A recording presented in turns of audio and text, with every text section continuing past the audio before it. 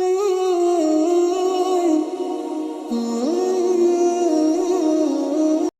Everyone, अस्सलाम वालेकुम। कैसे हो आप सब? उम्मीद है कि आप सब ठीक होंगे और हम भी बिल्कुल ठीक है, अल्हम्दुलिल्लाह। तो फाइनली काफ़ी दिनों बाद मैं व्लॉग बना रही हूँ, क्योंकि मेरी तबीयत भी कुछ ठीक नहीं थी और पिछले महीने में मेरे पापा की बरसी भी थी। तो देखते देखते मेरे पापा को तो 1 साल हो गया। मुझे लगता है कि इस 1 साल के अरसे में ऐसा कोई दिन नहीं गया होगा जिस दिन मैंने मेरे पापा को याद ना किया हो। फिर हमने सोचा इस साल हमारे घर खुशी आएंगी, तो मेरे बहन को लड़का हुआ। माशाल्लाह माशाल्लाह से वो बहुत ही प्यारा था, लेकिन वो मासूम से बच्चे को तकलीफ़ बहुत थी। 3 दिन वेंटिलेटर पर रहा, फिर वो अल्लाह को प्यारा हो गया। शायद अल्लाह की यही मर्ज़ी थी। जो अल्लाह का फ़ैसला है उस पर सब्र तो करना है, और सब्र का बदला अजर है, जो अच्छा अजर जो मिलने वाला है।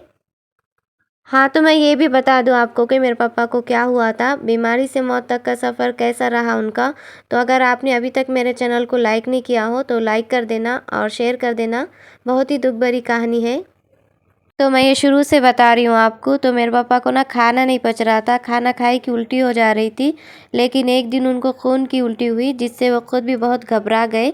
तो फिर हम उन्हें हॉस्पिटल ले गए, तो फिर डॉक्टर ने उनके टेस्ट सोनोग्राफी वगैरह किए, जिसमें बताया गया कि उनके पेशियाँ बहुत ही ऊपर नीचे हो गए, बहुत कम हो गए थे, जिसे प्लेटलेट्स कहते हैं, जो लाखों से रहते तो मेरे पापा के बस 9-10 हज़ार थे। और उनके बदन पे लाल लाल चट्टे होने लगे थे, और उनको पीलिया तो इतना हुआ था कि वो पूरे पीले पड़ गए थे। उनकी आंखें तो पूरी हल्दी की जैसी दिखती थी, और बदन भी पीला पड़ गया था। लीवर डिसीज़ के बारे में भी बताया डॉक्टर ने। फिर हमें डॉक्टर ने सलाह दी कि तुम किसी लीवर स्पेशल डॉक्टर के पास जाके बताओ। फिर हम हमारे शहर के बड़े हॉस्पिटल ले गए, जहाँ के हॉस्पिटल के बेड का किराया 10-15 हज़ार था। फिर वहाँ के हॉस्पिटल में पापा को खून चढ़ाया गया, ट्रीटमेंट चालू कर दिए थे डॉक्टर ने, पर कुछ भरोसा नहीं दे रहे थे पापा का रिपोर्ट देखकर। बकरीद के ईद का टाइम था वो, और ईद के 1-2 दिन पहले ही डॉक्टर ने बोल दिया था कि बहुत कम भरोसा है, मुश्किल से मुश्किल 1 से 2 दिन का भरोसा है। हमें तो यकीन ही नहीं हो रहा था, वो इतना मुश्किल का टाइम था जिससे हम गुज़र रहे थे।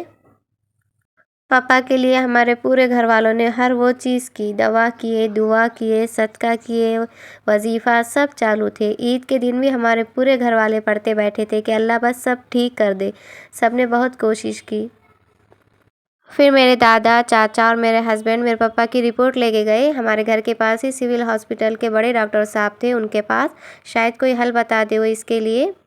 डॉक्टर ने रिपोर्ट देखी तो कहा कि अगर करोड़ों रुपए भी लगा दो तो ये बीमारी का कुछ भरोसा नहीं। इस टाइम मेरे दादा के पूरे हाथ पैर कांप रहे थे, मेरे हस्बैंड ने बताए थे मुझे। फिर मेरे पापा जहाँ एडमिट थे वो डॉक्टर ने बोले कि इनसे बड़े डॉक्टर का पता चाहिए, जो लिवर स्पेशल डॉक्टर है और उनके पास इंडोस्कोपी वगैरह की मशीनें भी है। फिर वहाँ पर लेके गए मेरे पापा को। फिर वहाँ के डॉक्टर ने पूरी फाइल देखी, फिर इंडोस्कोपी किए। पापा पापा का इंडोस्कोपी मतलब एक पाइप रहता है जिसको पूरे कैमरे वगैरह लगे रहते हैं, वो पूरा मुंह से पेट में डालते हैं। इतनी तकलीफ़ सहे मेरे पापा ने, अल्लाह उनको जन्नतुल फिरदौस में जगह अता फरमाए। उनकी हालत ऐसी थी कि ना उनको बेहोश कर सकते थे और ना सुन कर सकते थे। पूरे होश और हवास में उनके पेट में पूरा पाइप डाला गया। मुलायद की भी शिकायत थी उन्हें, फिर उसका भी ऑपरेशन किया गया पापा का। उनके इंडोस्कोपी करने के बाद रिपोर्ट आ गई थी, तो डॉक्टर ने बोले कि पेट में भी गंदा पानी जमा है, वो भी निकालना पड़ेगा। लेकिन उनकी हालत कुछ ठीक नहीं, अभी आप लेकर जाओ, 15 दिन के बाद फिर वापस लेकर आओ, फिर निकालेंगे। जब पापा को इंडोस्कोपी वगैरह करने के बाद घर लेकर आए तो उनकी हालत इतनी ख़राब हो गई थी, मेरे शौहर ने उन्हें बच्चों की तरह गोद में लेकर आए थे गाड़ी से घर में। उन्हें ना एक जगह से हिला भी नहीं जा रहा था और ना बात करने आ रही थी, बहुत तकलीफ़ थी उनको। फिर धीरे धीरे ठीक होने लगे पापा। फिर उनके पेट में का गंदा पानी भी निकालने जाना था। वो हॉस्पिटल जाने से इतने डर रहे थे कि बस अब मुझे नहीं जाना, मैं ठीक हो गया हूँ, बहाने मार रहे थे। लेकिन हम सब ने बोले कि अब थोड़ी ना कुछ करेंगे डॉक्टर, बस चेक करके दवा दे के भेज देंगे। फिर जैसा तैसा करके वो मान गए। फिर उनके पेट में का गंदा पानी भी निकाला गया, पूरा 5 लीटर था वो। उसके बाद उनको नमक खाने को बिल्कुल मना कर दिया था, क्योंकि नमक खाएंगे तो गंदा पानी और जमा होगा इसके लिए।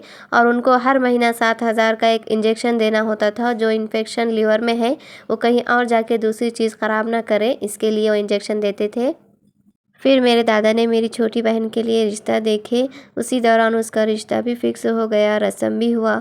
तब पापा की तबीयत थोड़ी ठीक थी, लेकिन हालत पूरी बैठ गई थी। بہت پتلے ہو گئے تھے وہ، نماز بھی پڑھتے تھے تو کرسی پر بیٹھ کر اللہ سے ہر چیز کی توبہ کی تھی انہوں نے، اللہ نے ان کو توبہ کرنے کا موقع بھی دیا تھا۔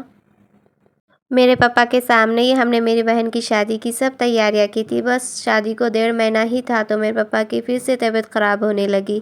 پاپا کے انتقال کے 15 دن پہلے ہی انہوں نے مجھ سے میرے بہن کے شادی کے بارے میں بات کیے تھے، ایسا کریں گے شادی میں، ویسا کریں گے، دور دور رشتہ داروں کو انویٹیشن دینے میں جاؤں گا، بہت خوش تھے وہ شادی سے۔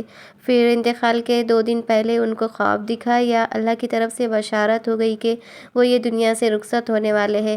سنڈے کا دن تھا، وہ صبح فجر سے ہی پاپا رونے لگے زور زور سے، سب گھر والے پریشان ہو گئے کہ کیا ہوا جو پاپا اتنا گھبرا بھی رہے اور رو بھی رہے۔ میرے بھائی نے مجھے فون کیے صبح کے 6 بجے اور بولے کہ پاپا بہت گھبرا رہے، جلدی آ جاؤ۔ ہم فوراً پہنچ گئے وہاں پر۔ پاپا سب کو دیکھ کر رونے لگے زور زور سے، جو بھی ان کے پاس جا رہا تھا سب کو دیکھ کر رو رہے تھے۔ سب سے زیادہ میری چھوٹی بہن کو دیکھ کر روتے تھے کیونکہ اس کی شادی تھی۔ پھر میں وہیں پہ رکی تھی میرے پاپا کے پاس ہی۔ پھر دوسرے دن رات کا ٹائم تھا، سردی بہت تھی، وہ بیٹھے ہوئے تھے تو انہیں لیٹنا تھا۔ ممی نے بولے کہ چل اپن دونوں پکڑ کر لٹائیں گے۔ پھر ہم دونوں پکڑ کر لٹائے کیونکہ پاپا خود سے بیٹھ بھی نہیں پا رہے تھے اور نہ لیٹ پا رہے تھے۔ ممی بلینکٹ لانے گئے تو پاپا مجھ سے بولے کہ نازیہ میں اب نہیں بچوں گا، مرنے والا ہوں۔ یہ سن کر تو میرے ہاتھ پیر کانپنے لگے۔ میں بولی کہ پاپا ایسا مت بولو نا، میرے ہاتھ پیر کانپ رہے۔ پھر پاپا بولے کہ نہیں کچھ نہیں ہوگا، سب ٹھیک ہو جائیں گا۔ پھر میری تھوڑی جان میں جان آئی۔ پھر رات میں مجھے بھی نیند نہیں آ رہی تھی، سوچ سوچ کر کے کیسا ہوگا اگر پاپا نہیں رہیں گے، ہم ان کے بغیر کیسا رہیں گے، کیونکہ زندگی میں سب کچھ مل جائے گا لیکن ماں باپ کا نعمت بدلنا کوئی نہیں کر سکتا۔ اللہ بس سب کے ماں باپ کو صحیح سلامت رکھے، آمین۔ دوسرے دن پاپا کو میں نے برش کرائی، بہت مشکل ہو رہا تھا ان کو برش کرنا کیونکہ ان کے منہ میں پورے چھالے آ گئے تھے، ان کا پورا گلا بیٹھ گیا تھا، کیونکہ جب موت کا وقت قریب ہوتا ہے تو آواز اندر چلی جاتی ہے، زبان بند ہو جاتی ہے۔ پاپا نے صبح میں بات کیے تھے سب سے تھوڑی تھوڑی اور ایسا بھی بول رہے تھے صبح میں کہ دیوار پر کالی چونٹیاں جا رہی ہے، ایک ساتھ لائن لگا کر جا رہی ہے، اور جب ہم دیکھ رہے تھے ہمیں کچھ بھی نہیں دکھ رہا تھا۔ پھر دوپہر سے پاپا کی آواز بند ہو گئی تھی۔ ہمارے نبی آپ صلی اللہ علیہ وسلم کو بھی تکلیف ہوئی تھی موت کے وقت، اور ان کو دوسروں سے زیادہ تکلیف تھی۔ جب انسان کے موت کا وقت قریب ہوتا ہے تو کھانا پانی لینا بند کر دیتا ہے، ایسے ہی کر رہے تھے میرے پاپا، ان کے منہ میں کچھ ڈالے تو نکال دے رہے تھے۔ پھر ہمارے پورے رشتہ داروں کو معلوم ہوا کہ پاپا کی طبیعت بہت زیادہ سیریس ہے تو سب ملنے آ رہے تھے پاپا سے۔ عشاء کے بعد پاپا کو بہت زیادہ ہچکی آ رہی تھی، ان کو تھوڑا بٹھا رہے تھے تو تھوڑا لٹا رہے تھے۔ میرا پڑھنا بھی چالو تھا اس ٹائم، پڑھ پڑھ کر پاپا کے اوپر پھونک بھی رہی تھی۔ پاپا کو بہت تکلیف ہو رہی تھی آخری ٹائم جانے سے پہلے۔ پھر میں زور زور سے یاسین شریف پڑھی۔ پھر پاپا سے سب ایک ایک سے مل رہے تھے۔ سب سے پہلے میرے دادی دادا آئے پاپا کے پاس، آ کر بیٹھے اور بولے کہ ہم نے تجھے معاف کیا، کچھ بھی غلطی ہوئی ہوں گی تجھ سے یا ہم سے، اور بہت رونے لگے بوڑھے ماں باپ کے سامنے۔ جوان بیٹی کی موت بہت تکلیف دہ ہوتی ہے۔ پھر میری بہنیں آئی، سب ایک ایک سے پاپا سے مل رہے تھے، بھائی چاچا میرے شوہر، سب نے بولے کہ ہم سب تمہارے گھر کا اچھے سے خیال رکھیں گے، سب کا خیال رکھیں گے، تم ذرا بھی فکر مت کرو، میری بہن کی شادی بھی اچھے سے کرائیں گے، تم جیسا چاہتے تھے بالکل ویسے ہی کرائیں گے۔ پھر میرے چاچا نے میری ممی سے بولے کہ اگر بھیا نے مہر کے پیسے نہیں دیے ہوں گے تو تم ان کو بولو کہ میں نے معاف کیا۔ پھر میرے ممی نے ویسے ہی بولے کہ میں نے معاف کیا اور ہر وہ چیز معاف کیا۔ یہ سب باتیں بہت ضروری ہوتی ہے، ہمیں سے اکثر لوگ یہ سب باتیں بھول جاتے ہیں اور روتے ہیں بس۔ رونا تو آتا ہے، وہ ہمارے اختیار میں نہیں ہوتا، لیکن ہمیں ان سب باتوں کا بھی خیال رکھنا ہوتا ہے۔ اس کے بعد پاپا بیڈ پر تھے تو انہیں نیچے لٹائے کیونکہ بیڈ پر فرشتے آتے نہیں، اس کے لیے۔ پھر میں نے اور ایک بار زور سے یاسین شریف پڑھی، پھر میری پوری یاسین شریف سنے پاپا نے۔ پھر ختم ہونے کے بعد پاپا کی ہچکی بھی بند ہو گئی، سب رونے لگے زور زور سے۔ پھر میرے چاچا نے سب کو بولے کہ چپ ہو جاؤ، ان کا یہ آخری ٹائم ہے، کلمہ پڑھنے دو انہیں۔ پھر میں زور زور سے کلمہ پڑھنے لگی، شاید میرا سن کے پاپا بھی پڑھے اس لیے میرا کلمہ پڑھنا بھی چالو تھا۔ پھر میرے پھوپھو سمجھے کہ ان کی جان چلی گئی کیونکہ ان کی ہلچل بالکل بند ہو گئی تھی اور ہچکی بھی بند ہو گئی تھی، تو اب ان کی آنکھیں بند کر دے رہے تھے، لیکن میں نے ان کو بند نہیں کرنے دیا اور پاپا کے کان میں زور زور سے کلمہ پڑھی۔ پھر میرے پاپا نے کلمہ پڑھے، میں جیسے جیسے پڑھ رہی تھی ویسے ہی زبان ہلا رہے تھے پاپا۔ پورا کلمہ پڑھنے کے بعد انہوں نے ممی کی طرف اور میری دادی کی طرف دیکھا اور اپنی آنکھیں ہمیشہ کے لیے بند کر دی اور میرے پاپا کو کلمے والی موت نصیب ہو گئی۔ الحمدللہ الحمدللہ۔ ہمت تو نہیں ہو رہی تھی میری، لیکن اللہ نے میرے دل میں ہدایت ڈالی کہ تمہیں یہ کرنا ہے۔ رونا تو زندگی بھر ہے، لیکن یہ ٹائم تمہیں کلمہ پڑھانے میں لگانا ہے۔ بھلے ہی ان کو موت کے وقت تکلیف ہوئی، لیکن ان کی روح اچھی سے نکلی، ایمان پہ خاتمہ ہوا ان کا، اور ایسے ہی کلمے والی موت اللہ ہم سب کو نصیب فرمائے، آمین۔ اور ہم میں سے اکثر لوگ یہ سمجھتے ہیں کہ موت کے وقت جس انسان کو تکلیف ہوتی ہے وہ انسان برا ہے، لیکن ایسا نہیں ہے۔ موت کے وقت یعنی نزا کے وقت مسلمان کو جو تکلیف ہوتی ہے اس پر اللہ رب العزت کے جانب سے نیکی عطا کی جاتی ہے، جیسا کہ ابن ماجہ کی حدیث میں روایت ہے۔ حضرت عائشہ رضی اللہ تعالیٰ عنہا سے مروی ہے کہ رسول اللہ صلی اللہ علیہ وسلم ان کے پاس تشریف لائے، اس حال میں کہ ان کے پاس ان کا کوئی قریبی رشتہ دار موت کی سختی میں مبتلا تھا۔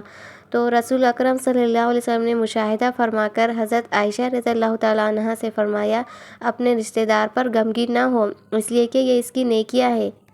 حضرت عائشہ رضی اللہ تعالیٰ عنہ سے ہی روایت ہے کہ جب سے رسول اللہ صلی اللہ علیہ وسلم کی وفات کی تکلیف کو میں نے دیکھی، اب میں کسی مسلمان کی میت کی حالت نزا کی تکلیف کو اس کے حق میں برا نہیں سمجھتی، کیونکہ ہمارے نبی محمد مصطفیٰ صلی اللہ علیہ وسلم کو دوسرے انسانوں سے تکلیف زیادہ ہوئی تھی۔ سبھی حدیثوں سے معلوم ہوتا ہے کہ نزا کے وقت ہونے والی سختی مرنے والے کے بدعملیوں کا ہرگز نتیجہ نہیں ہوتی۔ مسلمان کے حق میں اس پر اجر و ثواب اور گناہوں کی معافی کی ہی امید رکھنی چاہیے، برا نہیں سمجھنا چاہیے۔